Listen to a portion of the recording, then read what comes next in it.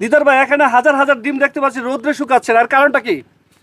এটা আপনার বাচ্চা বের করবো। বাচ্চা বের করবেন। আচ্ছা, এগুলা কি জাতের হাঁসের ডিম? এই যে ক্যাম্বেল, খাকি ক্যাম্বেল। আচ্ছা, খাকি ক্যাম্পেলের ডিম এরকম রোদ্রে শুকিয়ে তারপর বাচ্চা উৎপাদন করা হয় থাকে। হ্যাঁ।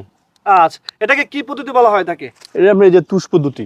তুষ পদ্ধতি, তুষ এবং হারিকেন পদ্ধতি, হারিকেন, প্রাচীন হ্যাঁ। পদ্ধতি। হুম। আচ্ছা, এখানে কতক্ষণ রোদ্রে শুকাবেন?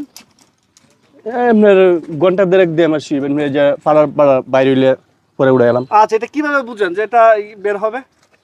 আপনার ফাড়া আছে, ফাড়া মানে হাতাইলি ফাড়া বাইরে হাতাইলে ফাটা বের হবে।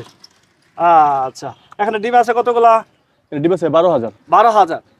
তুষ এবং হারিকেন পদ্ধতিতে বাচ্চা উৎপাদন কত সময় লাগে? কতদিন? 28 দিন। 28 দিন।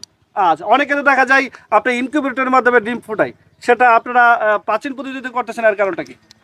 এই তো আমরা আপনার এই যে কারেন্টের সমস্যা জেনারেটর চালানো লাগে, আর আপনার তুষের বাচ্চাটা ভালো বেশি, খরচটা কম হয়। খরচটা কম, বাচ্চা ভালো, শক্তিশালী।